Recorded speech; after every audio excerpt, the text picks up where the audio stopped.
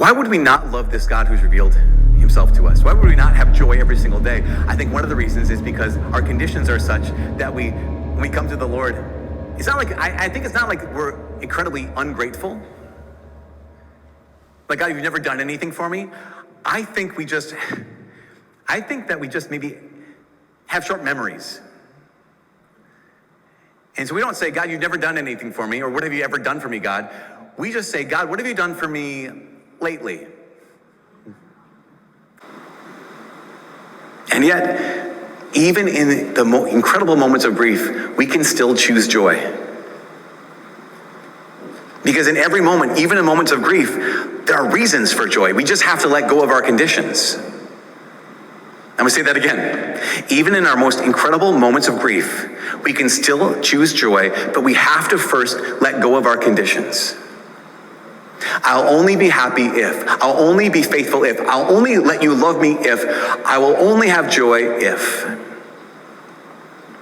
But we can choose joy in every situation. In fact, in every situation, we can just simply say, Lord, thy will be done. And to allow the joy to grow. Like, even in the midst of pain and sorrow and uncertainty, we can still choose joy. I mean, let's be honest. We have a whole set of the mysteries called the joyful mysteries. But have you ever stopped to take a look at the joyful mysteries? They're not the most joyful of all mysteries in the world. Let's go through them a little bit here. We have the mystery of the Annunciation, first joyful mystery, where the Archangel Gabriel appears to Mary and says, you'll be the mother of the Messiah. She asks her clarifying question, how should this be? Because I have no relation with a man. He answers her question. She says, thy will be done. The very next line in the gospel says, then the angel departed from her. You're 15. You'd be pregnant. Really? Yes. Okay. Poof. He's gone. Talk about uncertainty. Talk about a moment of crisis. Talk about, I cannot be joyful in this moment. Here's what I would want. If I was in that scene, I would say, okay, listen, here's what Gabriel needs to do. Gabriel needs to say, okay, here's what's going to happen. You said yes. Joseph's not going to believe you, but don't worry about it. I'll appear to him in a dream. It'll be fine. Then there's going to be this census, and you have to go to Bethlehem. Don't worry about it. You'll be fine. Then you're not going to find a place to live, but don't worry about it. It'll be a really sweet story. Don't worry about it. A place to give birth, but it needs to be a stable. Everyone's going to sing songs. It'll be fine. And then Herod's going to try to kill the child. You're going to go to Egypt. Don't worry about it. It'll be fine. After a while, you come back from Egypt, and you would grow, and then Jesus is actually going to become a preacher, prophet, savior of the world. And people aren't going to believe him. Don't worry about it. It'll be fine. And then actually he's going to go to Jerusalem, suffer, die. Don't worry about it. It'll be fine. Like, that's what I would like. Give me the story. Tell me, roll it out for me. Mary, mother of the Messiah. Really? Yes. Okay. Poof. Sorrow, grief, uncertainty. Don't get me started. The visitation. Okay, now you're pregnant. Let's go on a long walk. Let's visit your cousin you haven't seen in 1,000 years. Hope she believes you. The Nativity. Let's go through them a little quicker now. The Nativity. Yes, we have these songs. All is calm, all is bright, silent night. Those are not the right order, but yeah, you get it. I don't think that it was a very quiet night, except for that drummer boy who was playing the drums to wake up the baby from crying out loud. Who does that? But here they are, impoverished, unable to find a place to stay, no doula anywhere, and here's Joseph trying to figure this story out. Lay him in a manger. Oh, it's so sweet, in a manger. Oh, is that like Hebrew for cradle? Nope. Imagine how it was covered in saliva and muck out of the cows' mouths and stuff, and you're like, Joseph, you are not father of the year. This is not where you put a baby. It's my firstborn, I don't know what else to do. You're like, the fourth joyful mystery, the presentation. Where you hear Jesus goes into the temple, and Simeon says, wow, this child is destined for the fall and the rise of many in Israel. Also, Mary, your soul be pierced. And then finally, you have the finding of Jesus in the temple, which is great, ends on a high note. Can you imagine? God says, okay, the most precious gift I have, my son, I'm entrusting him to you, and you lose him. My parents left me my parents' friends left me at Chuck E. Cheese for half an hour. They lost him for 3 days.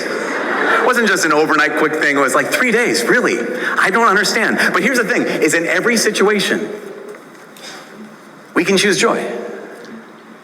In every situation, we can say, but I know God, I know you're here. Joy is the abiding and pervasive sense of well-being. It's a choice, it's like love. And like love, we can either chase the feeling or we can choose the reality. I want to say that again because it's a really cool line. Joy is a choice, just like love. And just like love, we can either chase the feeling or we can choose the reality.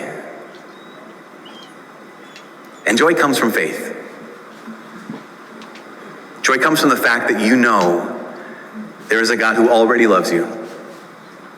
Joy comes from the fact that you know there is a God who has already accepted you. Joy comes from the fact that you know that God's here. And yes, this life has so much real pain, and so much real sorrow, and so much real grief, so much uncertainty. But this world actually does not have permission to take away your joy. Your sorrows and your uncertainties do not have permission to take away your joy. We go to church on Sunday to say, okay, God, you get this hour. The rest of the week is mine. If I give you this time, you can just stay out of the rest of my life. You know, there were actually gods of war in the Middle East. That if you were going into battle, what you would do is you go into the temple of this god. You'd offer a sacrifice. But if you really wanted victory, you would not only offer a sacrifice of something other than yourself, you'd actually take your sword or your spear and you'd actually cut yourself. And you would show that you're willing to bleed for this God so this God would give you victory. But you never knew if the God was going to bless you or if the God was going to blast you.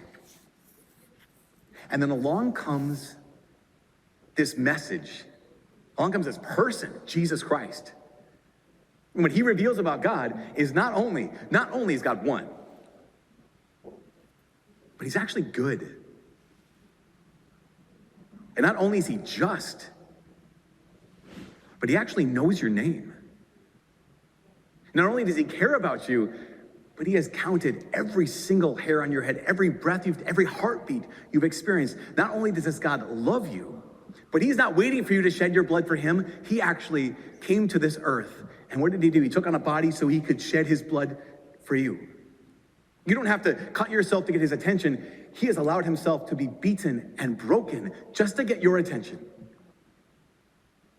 And to realize that this God, not only that, he let death overwhelm him, he conquered death so that you also, when death overwhelms you, when grief overwhelms you, that you're not forgotten. Even then, even when you're in the pit, that you realize, I'm not forgotten. That even the worst moment, the worst season in your life, you realize, I am not forgotten. Chesterton said, joy is the gigantic secret of the Christian. Why? Because you went from a world where, who knows, to a world where he knows and he cares. A world where I don't matter, to a truth that says you actually matter to the most important being in the universe. How could that not give joy? Now, again, not a feeling of euphoria. What joy is, I heard this definition, I loved it. Joy is the abiding and pervasive sense of well-being. Joy is the abiding and pervasive sense of well-being. Because I know that even on the worst day, even in the worst season, even on my last day, my last breath, in that moment, I'm not forgotten. On your worst day, in your worst moment, with your last breath, you are not forgotten. I mean, joy, the abiding and pervasive sense of well-being, the gigantic secret of the Christian. Of these things, we are witnesses. And yet, we have to ask the question, well, why don't I have that? Because I believe. Why don't I have that? And I wonder, there's probably a lot of reasons. I think one reason is because I think Pope John Paul II, he named this thing we have in a lot of people who believe, he called it practical atheism. Where we say like, no, I actually believe that God exists, but I don't live like I believe that God exists. I believe that I matter to the Lord, but I actually don't live like I matter to the Lord. I believe that God has a plan for my life and that he already loves me. I don't have to earn his love, but I don't actually live like he already loves you. Like I don't have to earn his love. This practical atheism means that, yeah, I might believe God exists, but for all intents and purposes, it hasn't changed the way that I live.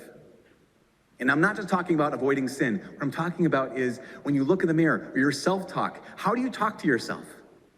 Do you talk to yourself like someone who God said you're worth dying for?